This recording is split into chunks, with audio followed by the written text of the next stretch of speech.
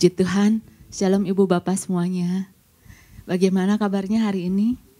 Wah, luar biasa ya. Puji Tuhan, saya percaya Ibu Bapak semuanya antusias ya mengikuti perkembangan pesan demi pesan. Apalagi kita sudah disegarkan ya dengan visi dari visi kita untuk 2025 ya. Nah, Ibu Bapak yang dikasih Tuhan, pesan Tuhan untuk kita di minggu ini adalah jangan membiarkan pintu tertutup. Jangan membiarkan pintu tertutup. Jadi pesan Tuhan ini masih ada kaitannya dengan visi 2025. Karena lewat visi 2025 Tuhan katakan bahwa kita akan memasuki sebuah perjalanan, itu wilayah yang baru di mana kuasa Tuhan itu bekerja. Ada perkara-perkara dahsyat, perkara-perkara luar biasa yang Tuhan mau kerjakan atas kehidupan umatnya. Nah, Ibu Bapak, untuk hal-hal yang seperti kayak begini, kita tuh harus antusias. Ada apa nih? Apa yang Tuhan mau kerjakan di dalam kehidupan kita semuanya? Hal baru apa? Karena perkaranya itu bukan perkara biasa. Perkaranya itu kita dibawa dalam sebuah perjalanan yang supranatural. Jadi perjalanan bagaimana Tuhan sendiri yang mengerjakannya. Kalau pada waktu itu kan para imam melewati sungai Yordan pada waktu itu dengan dia mencelupkan kakinya, maka air sungai Yordan itu pada waktu itu terputus mengalir. Itu kan perkara yang dahsyat Ibu Bapak, perkara luar biasa. Kalau bukan Tuhan yang mengerjakannya. Belum lagi perkara tembok Yeriko. Hari ke-6 mereka terus mengelilingi, dan pada hari ke-7 dengan sorak-sorai tembok Yeriko yang katanya begitu kuatnya roboh juga. Kalau Bapak Gembala bilang bukan dengan linggis, tapi itu memang benar-benar kuasa Tuhan bekerja. Nah, untuk perkara-perkara seperti kayak gini harusnya kita wow, dahsyat ya. Tuhan, saya pengen ngalami seperti kayak gitu. Kita harus buka diri kita harus buka hati kita begitu lebarnya. Menginginkan. Jadi untuk perkara-perkara Tuhan bekerja begitu dahsyatnya, kita harus buka diri kita. Kita harus buka hati kita, Tuhan, saya pengen. Saya mau masuk ke wilayah tersebut di mana Tuhan bekerja secara total. Jadi jangan salah Ibu Bapak. Untuk perkara-perkara Tuhan yang besar kita buka diri kita lebar-lebar. Tetapi untuk perkara yang tidak membangun, yang menggagalkan rencana Tuhan, kita harus tutup serapat-rapatnya. Jangan sampai ada celah. Jangan sampai ada kesempatan buka pintu atas perkara-perkara yang akan melemahkan kita, akan menjatuhkan kita. Ayatnya kita sama-sama baca terlebih dahulu. Yohanes 20 ayat yang ke-19 dikatakan apa? Ketika hari sudah malam pada hari pertama minggu itu, berkumpullah murid-murid Yesus di suatu tempat dengan pintu-pintu yang terkunci karena mereka takut kepada orang-orang Yahudi. Pada waktu itu datanglah Yesus dan berdiri di tengah-tengah mereka dan berkata, damai sejahtera bagi kamu. Jadi murid-murid Yesus pada waktu itu ketika Tuhan Yesus sudah bangkit, mereka masih di dalam satu ruangan menutup dirinya, tidak mau bersosialisasi, tidak mau keluar bergabung dengan lingkungan karena ada rasa takut. Ada ketakutan yang menguasai mereka. Yang mereka pikir kalau saya bersembunyi maka ketakutan hilang. Oh enggak. Mereka bersembunyi dan ketakutan tetap menghantui mereka.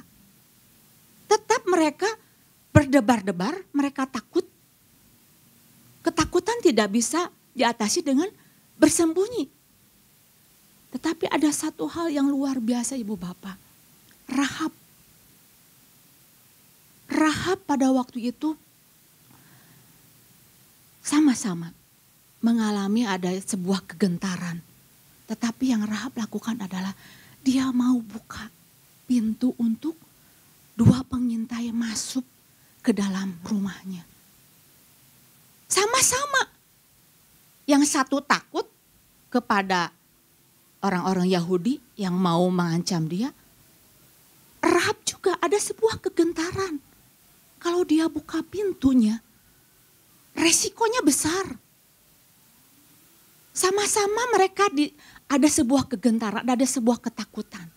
Ini resikonya, taruhannya itu buat Rahab itu nyawa kalau ketahuan. Tetapi Rahab mau buka dan perkara dahsyat terjadi dalam kehidupannya. Saya bisa bayangkan debar-debarnya dari Rahab pada waktu itu gimana. Karena saya punya pengalaman waktu itu Ibu Bapak waktu masih kecil gitu ya. Ada dua orang pemuda itu lagi ribut-ribut dan akhirnya dia sampai bawa senjata tajam dan akhirnya satu orang itu masuk ke rumah tetangga gitu ya. Sampai kita di pinggirnya tuh langsung tutup pintu. Karena takutnya. Nah ini saya bisa ngerasain debar-debarnya dari Rahab itu gimana gitu. Sampai pada waktu ayo cepet masuk mungkin. Cepet masuk. Gak lama pintunya dikotok.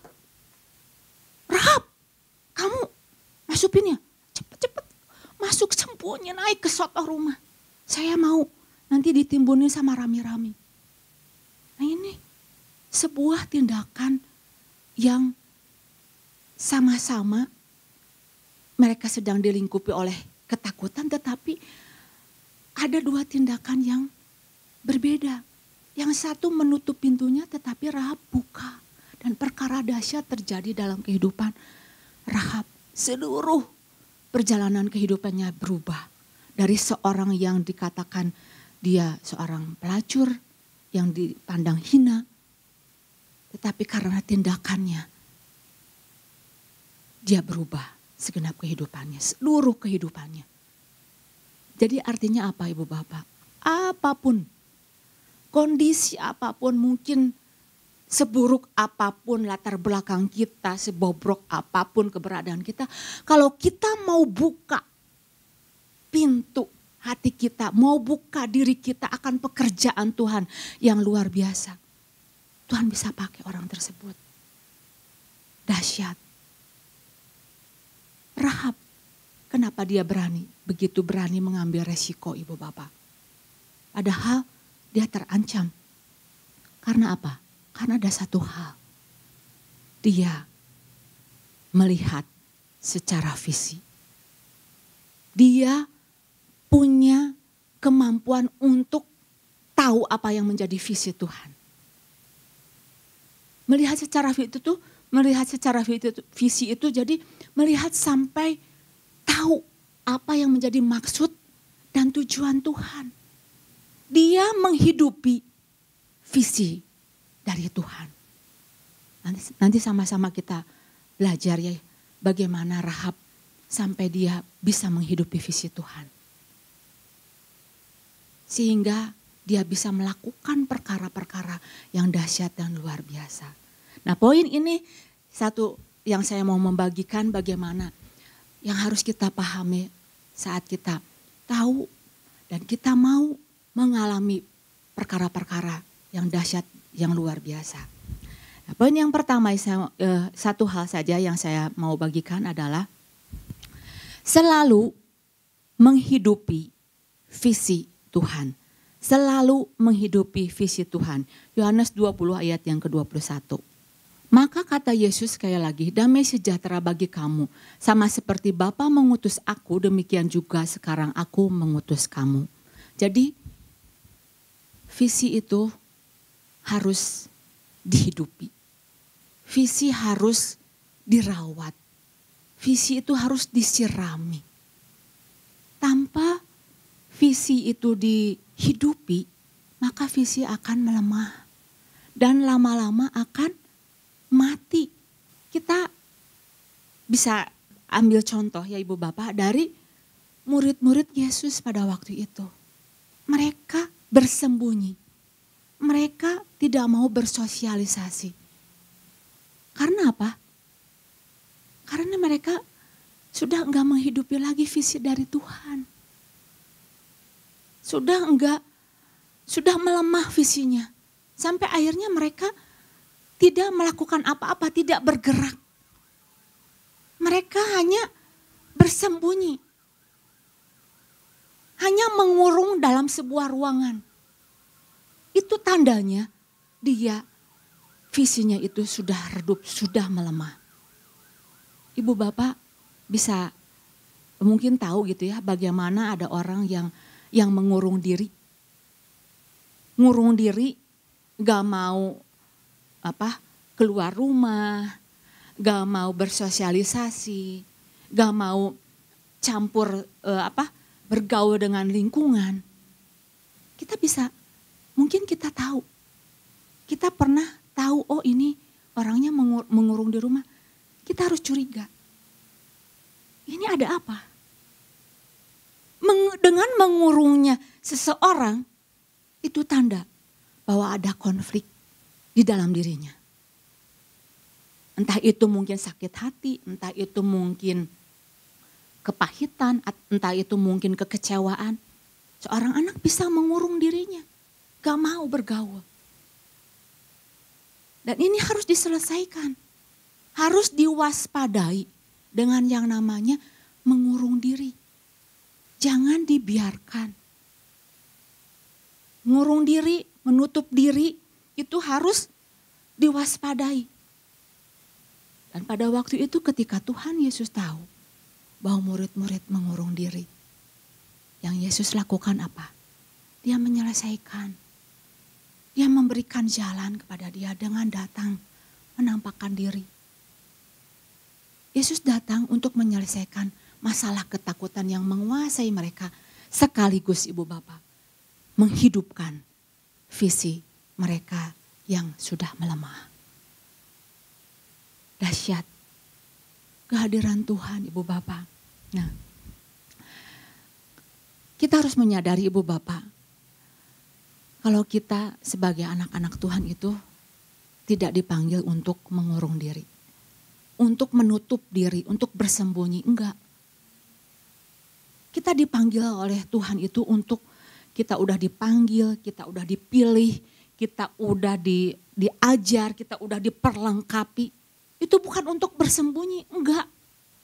Tapi untuk menyatakan kepada orang di luar, kepada dunia. Nih aku ini murid Tuhan. Ada Yesus di dalam diri saya. Efesus 2 ayat yang ke-10 dikatakan apa? Karena kita ini buatan Allah diciptakan dalam Kristus Yesus untuk melakukan pekerjaan baik yang dipersiapkan Allah sebelumnya. Ia mau supaya kita hidup di dalamnya. Nah ini, diciptakan, kita dipilih itu untuk melakukan pekerjaan baik. Kalau di dalam versi yang lain pekerjaan baik itu dikatakan pekerjaan yang excellent, pekerjaan yang luar biasa. Yang disiapkan Allah sebelumnya. Ia mau supaya kita hidup di dalamnya. Nah ini yang Tuhan mau kita lakukan. Pekerjaan-pekerjaan yang dahsyat, yang luar biasa, yang Tuhan mau supaya kita melakukannya. Karena apa Ibu Bapak? Karena kedewasaan, karena kematangan itu enggak tumbuh waktu kitanya menutup diri. Kematangan kedewasaan rohani seseorang enggak tumbuh waktu dia bersembunyi. Tetapi kematangan akan tumbuh pada waktu apa? Kita sebagai anak Tuhan itu berproses dengan lingkungan. Berproses dengan orang-orang. Jadi penting Ibu Bapak di sini, pentingnya yang namanya menghidupi visi itu. Dan Rahab adalah salah satu seorang wanita yang menghidupi visi dari Tuhan. Bagaimana Ibu Bapak kita bisa tahu Rahab begitu dia menghidupi visi dari Tuhan. Ya. Kita sama-sama terlebih dahulu bacanya itu di dalam Yosua 2 ayat yang ke-9. Dan berkata kepada orang-orang itu, aku tahu bahwa Tuhan telah memberikan negeri ini kepada kamu dan bahwa kengerian terhadap kamu telah menghinggapi kamu. Dan segala penduduk negeri ini gemetar menghadapi kamu. Di sini dikatakan kita bisa tahu Ibu Bapak kalau Rahab itu menghidupi visi Tuhan dari perkataannya. Dia berkata, aku tahu bahwa Tuhan telah memberikan negeri ini kepada kamu. Jadi taunya di sini itu bukan sekedar dia itu tahu informasi, bukan. Bukan sekedar dia tahu dari kata orang, bukan.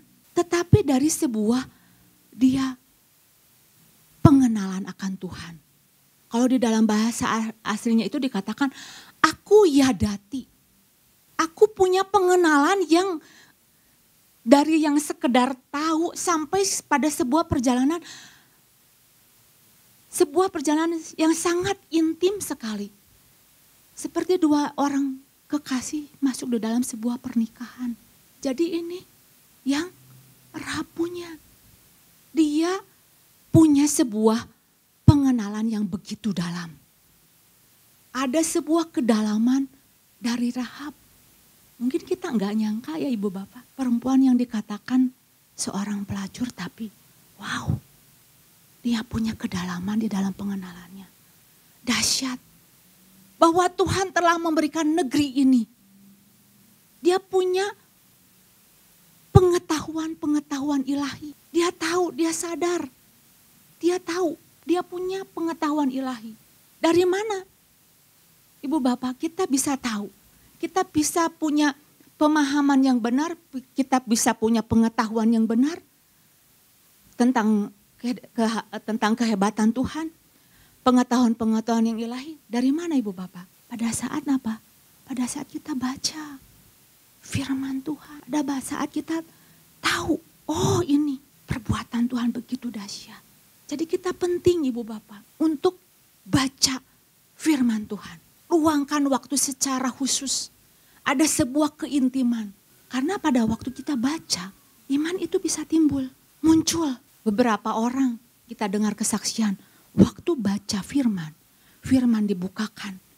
Wow, mereka dimerdekakan. Mereka diselamatkan. Ada yang disembuhkan. Jadi ini sebuah pemahaman yang harus kita tahu. Ada sebuah kedalaman di dalam pengetahuan-pengetahuan ilahi kita. Gak sekedar hanya tahu. Gak sekedar sudah baca Alkitab, kan sekarang udah banyak ya baca Alkitab, program untuk baca Alkitab yang hanya dengar saja.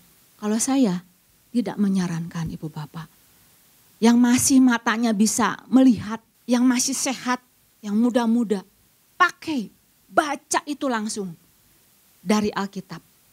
Jangan sampai senderan gitu, cuman ngedengar aja gitu.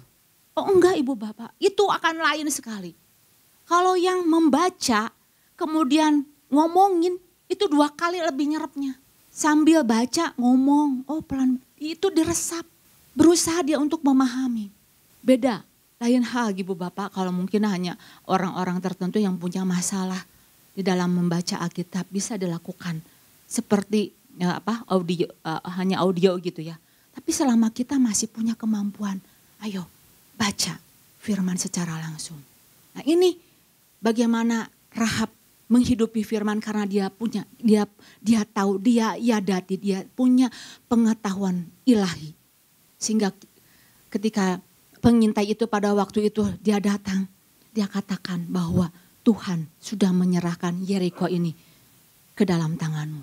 Dan poin yang kedua dikatakan bagaimana kita tahu Rahab itu menghidupi firman, ya.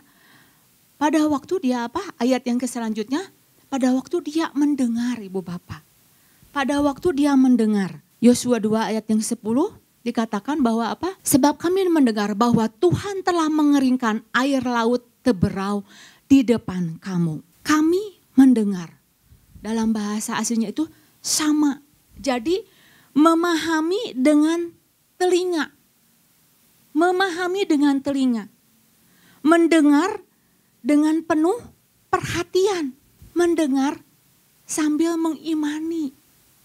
Dengar, baca, kemudian dia mengimani. Benar, Tuhan itu dahsyat. Tuhanmu itu mengeringkan air laut Teberau. Jadi yang dikeringkan itu air laut Teberau. Bukan kolam Ibu Bapak, bukan tambak, tapi air laut Teberau. Wow, dahsyat enggak? Artinya apa Bapak, Ibu Bapak? Ketika Tuhan bekerja dan kita mengimani perbuatan-perbuatan Tuhan yang dahsyat, kita percaya bukan hanya Tuhan bisa mengeringkan air laut Teberau, tapi juga Dia sanggup mengeringkan, menyelesaikan permasalahan di dalam kehidupan kita. Imani, percayai waktu kita dengar Tuhan yang dulu yang melakukan perkara dahsyat ini juga sanggup melakukannya atas kehidupanku. Kita harus menyadari Ibu Bapak bahwa Alkitab yang kita baca itu bukan teori, bukan hanya sekedar wacana, tetapi itu adalah sebuah peristiwa yang benar-benar terjadi. Dan kalau kita mengimaninya, kita mengalami perbuatan-perbuatan yang dahsyat dan luar biasa. Nah Ibu Bapak, saya percaya Ibu Bapak ketika kita menghidupi firman, firman itu akan bekerja di dalam kehidupan kita. Firman itu akan mengerjakan di dalam kehidupan kita. Karena apa? Ketika kita menyadari bahwa ada sebuah visi yang daripada Tuhan, visi itu akan mendekatkan kita kepada Tuhan. Jadi saya mau membagikan dua hal pada waktu kita menghidupi visi ya. Dua hal yang akan kita terima. Visi itu akan mendekatkan kita kepada Tuhan. Membawa kita itu untuk masuk dalam hadirat Tuhan. Untuk kita tuh pengen tahu Tuhan. Apa sih tuntunan Tuhan? Apa sih yang Tuhan mau kerjakan, membuat kita mencari Tuhan. Jadi visi akan membawa kita bukan jauh dari kehendak Tuhan, bukan jauh dari rencana Tuhan. Ada kan cerita yang dua orang yang menuju perjalanannya ke Emmaus. Mereka itu sudah menjauh dari visi Tuhan. Sudah tidak mau tahu lagi akan rencana Tuhan. Mereka sudah lemah. Bahkan dikatakan bahwa mereka itu udah gak peduli lagi, diceritain gitu ya. Bahwa Tuhan tuh udah bangkit loh. Gak percaya deh apa yang kamu omongkan. Mereka malah pergi ke Emmaus. Dan dikatakan bahwa orang yang sudah menjauh dari Tuhan, menjauh dari visi Tuhan, dikatakan bahwa mereka adalah orang-orang yang bodoh. Visi sebenarnya itu akan membawa kita mendekat kepada Tuhan. Dan Tuhan datang membawa setiap mereka, dua orang ini untuk masuk kembali, menghidupi apa yang menjadi kehendak Tuhan, apa yang menjadi visi Tuhan. Satu hal yang tadi yang saya sudah bagikan, pada waktu kita menghidupi visi itu akan mendekatkan kita kepada Tuhan. Ya. Kemudian kalau kita menghidupi visi ya, visi itu akan apa? Akan mengubahkan mental kita. Yang tadinya kita itu penakut, jadi seorang yang mau berjuang untuk visi tersebut. Nah ini yang Tuhan lakukan kepada murid-muridnya. Sebelum mereka keluar menjangkau dunia, yang Tuhan lakukan adalah Dia menghidupkan visinya dan kemudian mengubah mental mereka yang tadinya penakut menjadi seorang yang mau berjuang. Kenapa Ibu Bapak? Seorang penakut tidak bisa memasuki wilayah yang baru, tidak bisa memiliki pengalaman-pengalaman yang baru di dalam Tuhan. Karena apa? Karena ketakutan itu sama sekali membuat seseorang itu lemah, gak bisa dipakai oleh Tuhan. Saya mau membagikan itu ayatnya itu di dalam Ulangan 20 ayat yang ke-8. Makanya kita jangan sekali-kali membiarkan ketakutan itu menguasai kita. Orang yang dikuasai oleh ketakutan dia tidak bisa berperang ya. Ulangan 20 ayat yang ke-8. Lagi para pengatur pasukan itu harus berbicara kepada tentara mereka. Siapa takut dan lemah hati, ia boleh pergi dan pulang ke rumahnya. Jadi tidak diizinkan. Ini perikopnya itu tentang sebuah hukum perang. Kalau seseorang mau memasuki wilayah, dia takut, pulang aja. Kalau baca ibu bapak selanjutnya, kalau ada orang membangun rumahnya dan dia belum menempati rumahnya dan dia mau menempati rumahnya, silakan pulang. Kalau orang yang menanami kebun anggurnya dan belum mengecap hasil dari kebun anggurnya dan dia mau pulang dan tidak mau ikut berperang, silakan mengecapnya. Dan seorang katakan bahwa kalau orang udah bertunangan dan dia belum mengawinnya, silakan pulang. Dan dikatakan bahwa siapa takut dan lemah hati boleh pulang. Orang-orang yang lemah, orang-orang yang takut gak bisa masuk wilayah yang baru. Gak bisa dipakai oleh Tuhan. Dan Tuhan pengen, Tuhan ubahkan dari seorang yang pecundang. Jadi dia seorang yang pemberani.